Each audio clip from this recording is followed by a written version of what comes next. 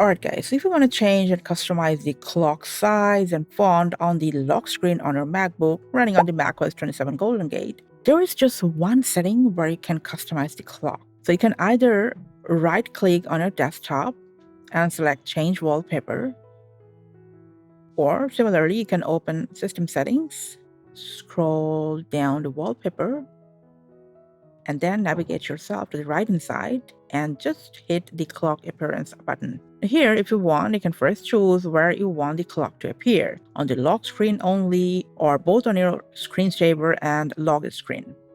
Now next, you can pick a clock style. Now these are the only styles currently available. Now I wish macOS offered a few more options, maybe in future. Anyway, you can also adjust the clock's weight to make it look thinner or thicker if you are a fan of the classic analog table or wall clocks. Now, whatever you choose will be reflected on your lock screen.